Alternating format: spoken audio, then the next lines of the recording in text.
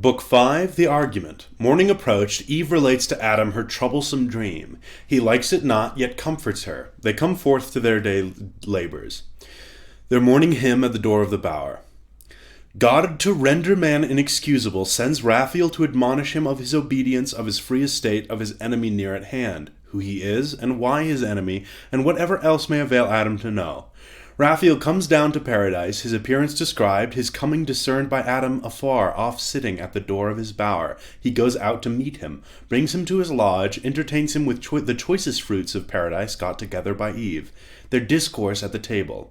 Raphael performs his message, minds Adam of his state and of his enemy, relates at Adam's request who that enemy is and how he came to be so, beginning from his first revolt in heaven and the occasion thereof, how he drew his legions after him to the parts of the north, and there incited them to rebel with him, persuading all but only Abdiel, a seraph, who in argument dissuades and opposes him, then forsakes him.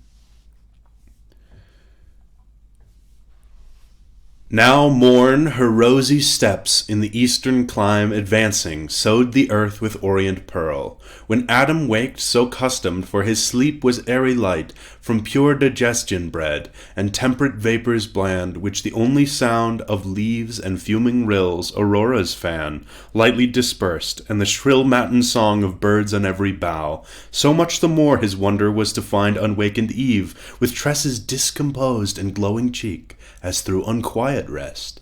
He on his side leaning half raised with looks of cordial love, hung over her enamored, and beheld beauty, which whether waking or asleep, shot forth peculiar graces. Then with voice mild, as when Zephyrus on Flora breathes, her hand soft touching, whispered thus, Awake, my fairest, my espoused, my latest found, heaven's last, best gift, my ever new delight.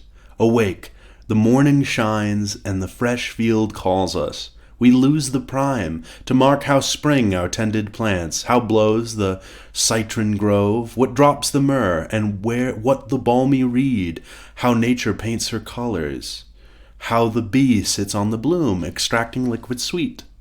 Such whispering waked her, but with startled eye on Adam, whom embracing thus she spake.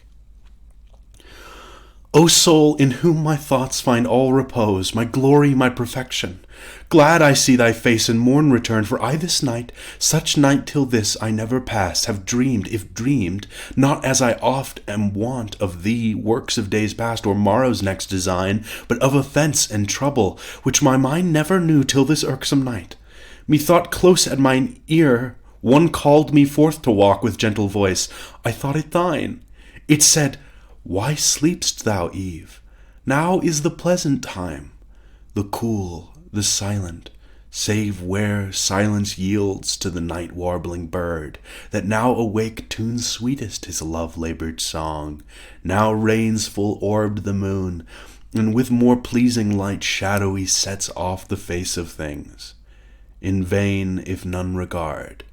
Heaven wakes with all his eyes, whom to behold but thee, nature's desire, in whose sight all things joy, with ravishment, attracted by thy beauty still to gaze.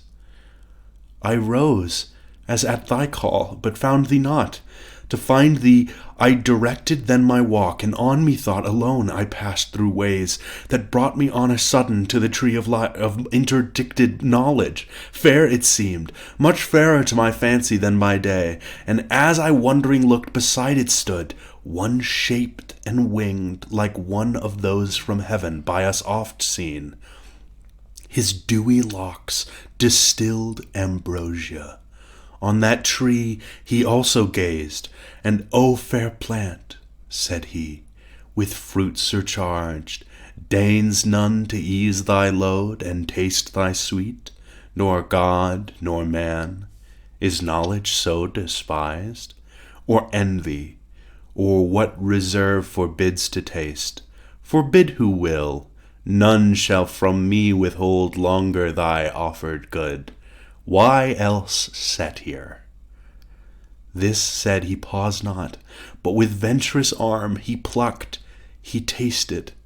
Me damp horror chilled, at such bold words vouched with a deed so bold. But he thus overjoyed, O fruit divine, sweet of thyself, but much more sweet thus cropped, forbidden here, it seems as only fit for gods, yet able to make gods of men. And why not gods of men? Since good, the more communicated, more abundant grows, the author not impaired but honored more. Here, happy creature, fair angelic Eve, partake thou also, happy though thou art, happier thou mayest be, worthier canst not be.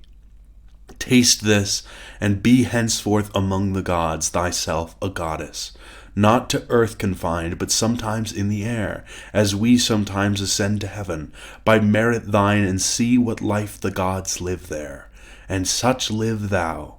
So saying, he drew nigh, and to me held, even to my mouth, of that same fruit held part, which he had plucked. The pleasant savoury smell so quickened appetite, that I, methought, could not but taste. Forthwith up to the clouds with him I flew, and underneath beheld the earth outstretched immense, a prospect wide and various, wondering at my flight and change to this high exaltation. Suddenly my guide was gone, and I, methought, sunk down and fell asleep. But oh, how glad I waked to find this but a dream. Thus Eve her night related, and thus Adam answered sad. Best image of myself and dearer half, the trouble of thy thoughts this night in sleep affects me equally, nor can I like this uncouth dream. Of evil sprung I fear, yet evil whence? In thee can harbour none created pure. But know that in the soul are many lesser faculties that serve reason as chief. Among these fancy next her office holds of all external things, which the five watchful senses represent. She forms imaginations, airy shapes, which reason joining or disjoining frames all what we affirm or what deny, and call our knowledge or opinion, then retires into her private cell when nature rests.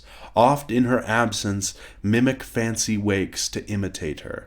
But misjoining shapes wild work produces oft, and most in dreams, ill-matching words and deeds long past or late. Some such resemblance methinks I find of our last evening's talk in this thy dream. But with dition strange, yet be not sad. Evil into the mind of God or man may come and go, so unapproved, and leave no spot or blame behind, which gives me hope, that what in sleep thou didst abhor to dream, waking thou never wilt consent to do.